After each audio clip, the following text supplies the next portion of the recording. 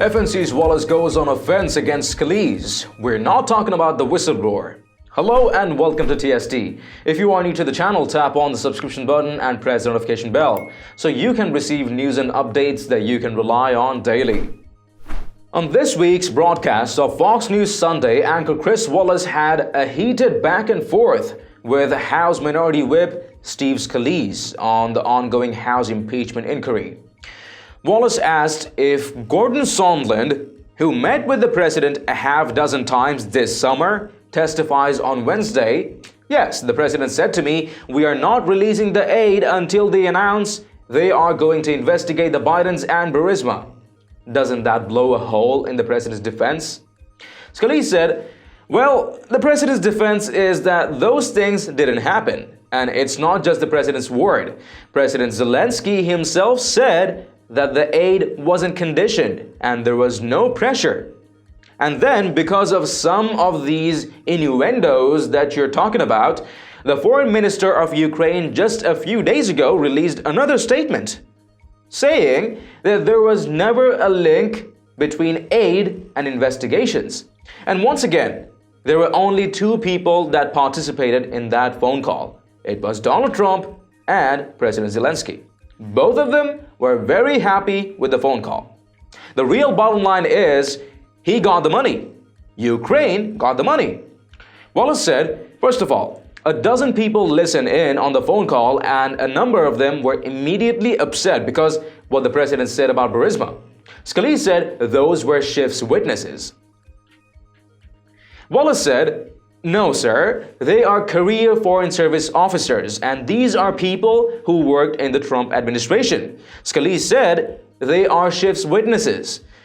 Wallace said again, "Wait a minute, sir, you had a woman yesterday who was on Vice President Pence's staff. She said it was inappropriate. You had Tim Morrison, who was on the NSC staff, who said that alarm bells immediately went off for him. Alexander Vindman immediately went to see. These are all people you say they are Schiff's witnesses?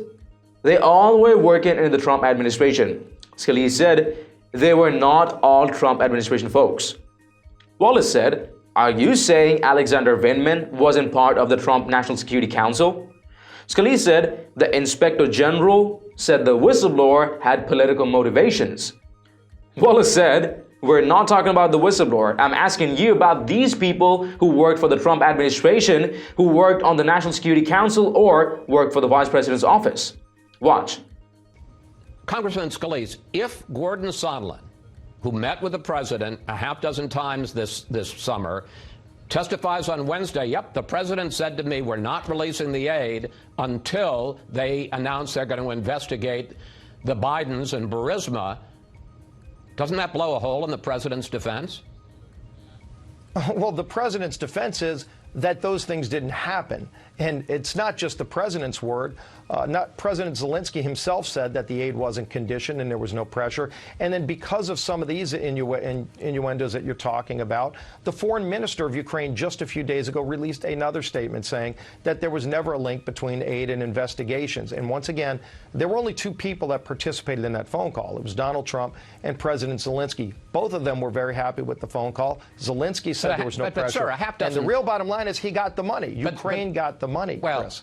First of all, a dozen people listened in on the phone call, and a number of them were immediately upset because what the president said about Burisma. Well, those were Schiff's witnesses, but wait a minute, no, sir, you they're that, career Foreign Service officers, and these are people who worked in the Trump administration. Schiff's witnesses.